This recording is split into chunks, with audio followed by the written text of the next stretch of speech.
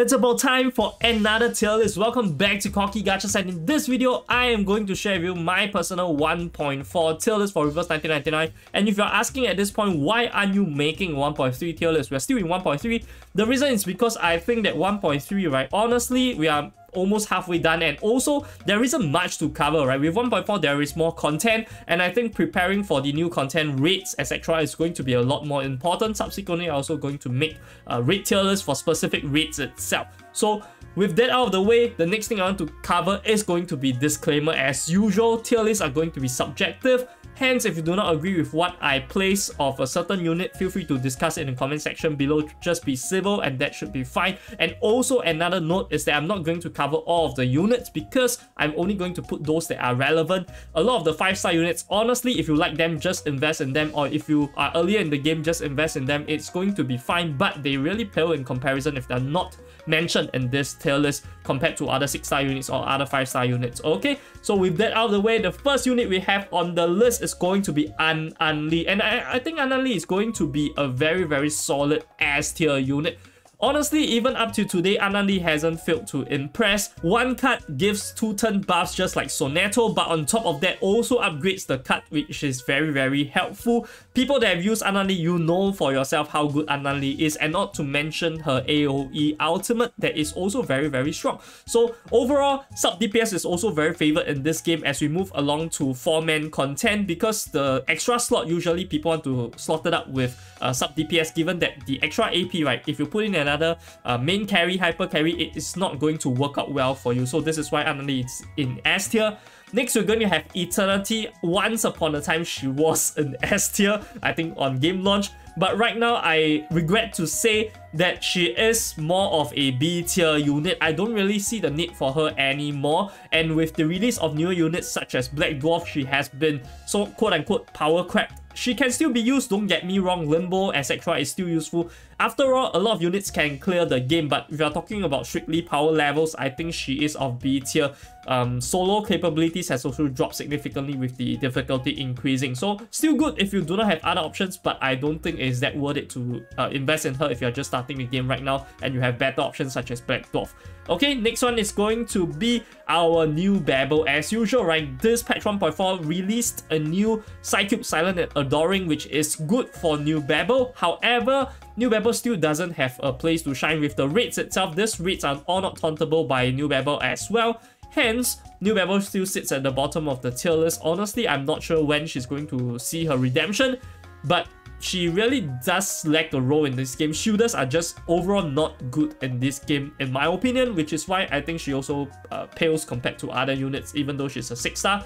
Next is going to be Baby Blue, and I'm putting Baby Blue here is only because there is a lack of a counterpart to Beacon when it comes to 5-star debuffers, and Baby Blue fulfills that role. Previously, I think that if it was with the same set of units, I would not include Baby Blue. She gives good debuffs, but it comes in 2 different cards, right? So it uses more AP compared to like Beacon. Her damage is also not the best. A lot of units have been immune to control, and moving forward, we are going to face more of that. So I really don't think that she is that good.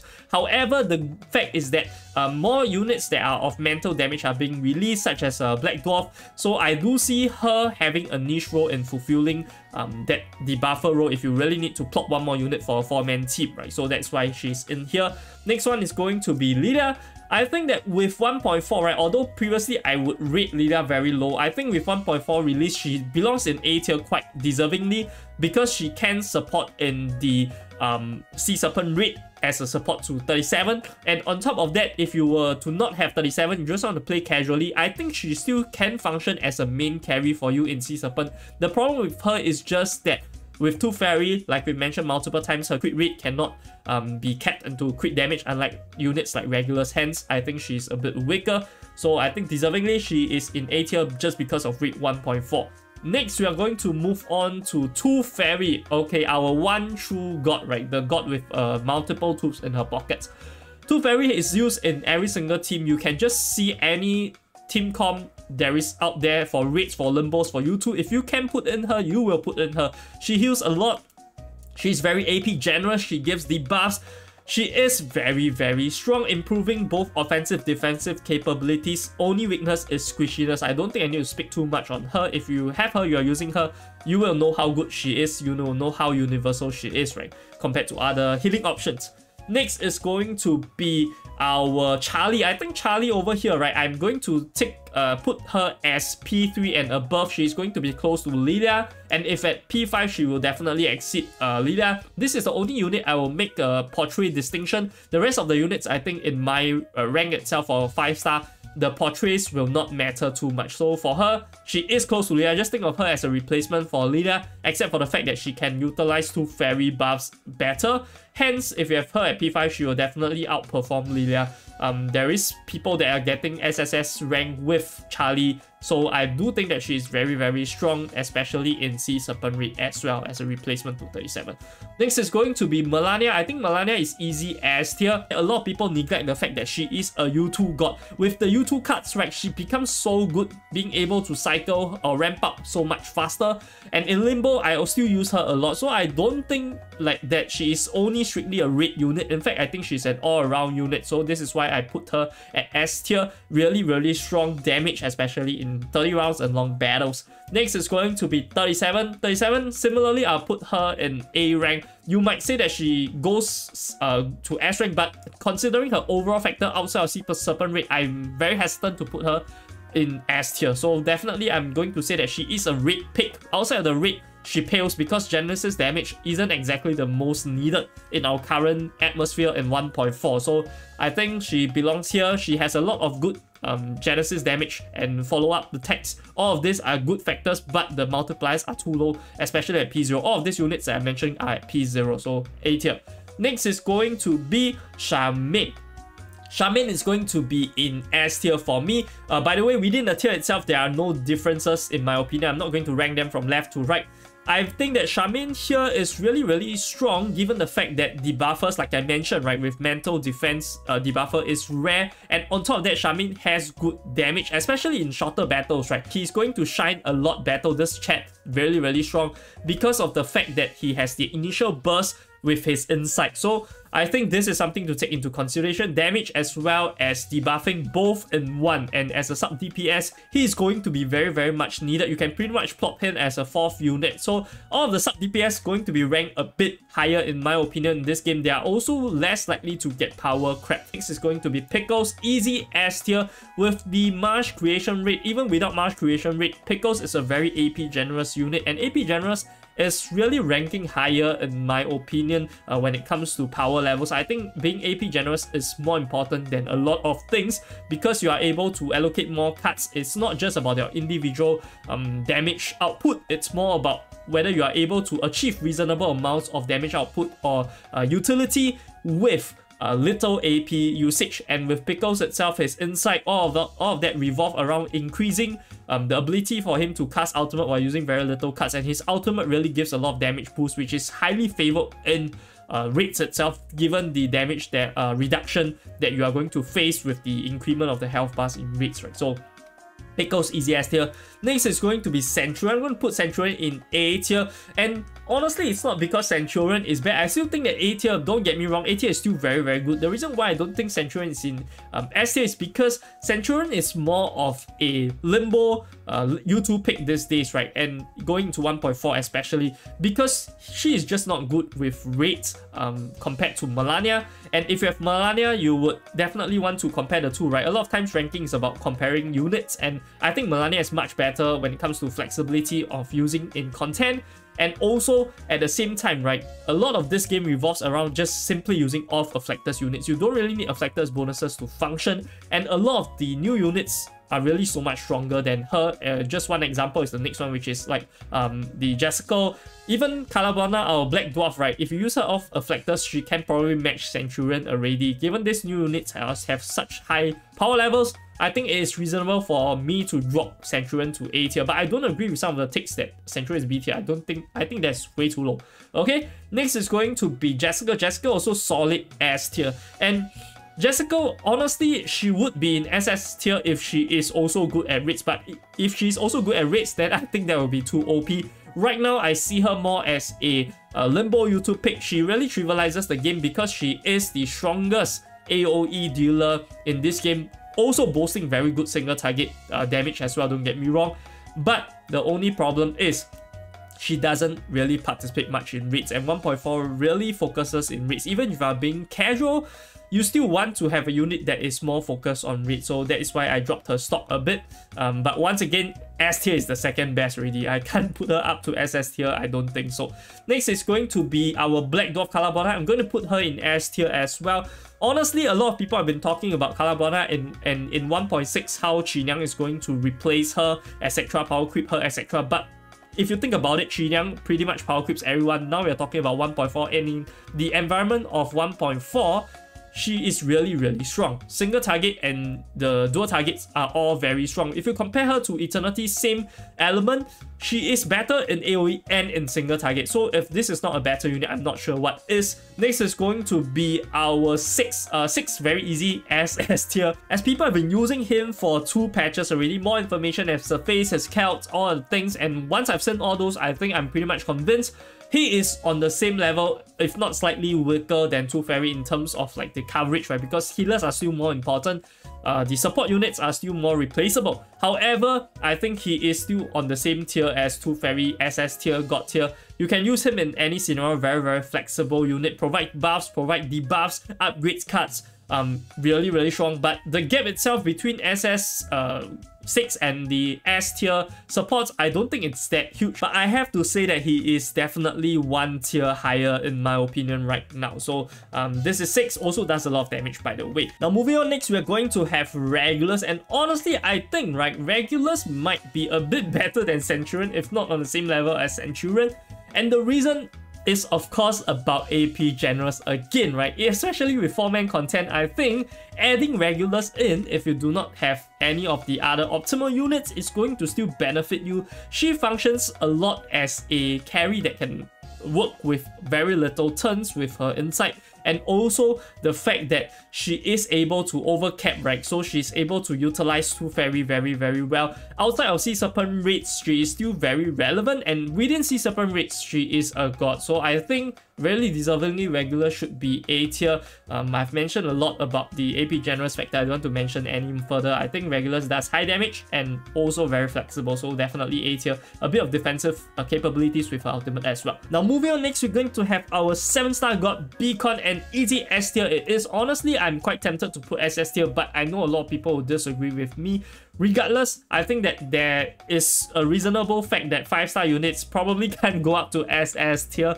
There is still a step difference, and for Beacon, her main factor is going to be the clap. She has been applauding you for picking her or for using her since the start of the game. With 1 clap, she's able to reduce both damage taken as well as also reduce reality defense of the opponents. Of course, as more and more units are being introduced with them being mental focused, maybe you are going to favor Charmaine, but in my opinion, their counterparts, right, is one or the other. Overall, very good debuffer. Once again, sub DPS are very highly favored in this game. Right? If you have checked my last video, you also know that assist DPM is a thing, and she does very great in that aspect.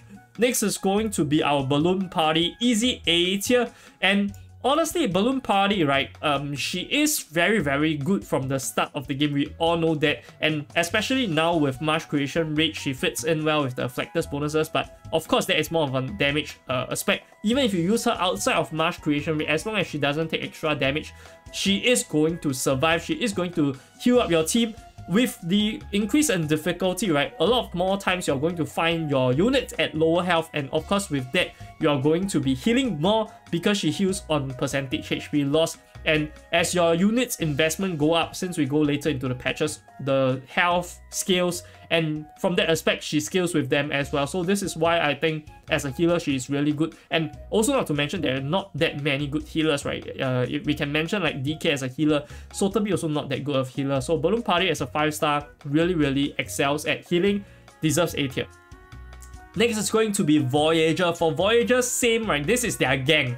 this is the Sea Serpent gang all at A tier. I think it's very hard to put any of the star units right now that are relevant in Sea Serpent Raid in B tier. And you might be thinking and saying that, hey Cocky, if I don't want to focus on raids, then can I drop them lower? Sure, but for Voyager, I think she belongs in A tier regardless. Because Voyager, right, she does a lot of damage when it comes to her Interstellar Blessing, and also she gives sturdiness. With the difficulty ramping up, right, sturdiness is going to be more and more valuable, although she does pale in comparison when it comes to like straight up sustainability for compared to like healers. You still need to use healers when you use her, but the additional defensive aspects cannot be scoffed at. So I think damage wise, especially for Sea Serpent Raid with the Genesis damage, a lot of damage, and also outside of Sea Serpent Raids, the sturdiness is going to help even for other raids, for Limbo, for you too, as we escalate in the content difficulty. So Voyager, very strong. Now next we are going to have A Knight, and of course A Knight belongs into A tier because A Knight, honestly, right, I think that A Knight might go into S tier if it's before 1.4, but with 1.4, right, I don't feel that the rates wise A Knight is going to be the most helpful.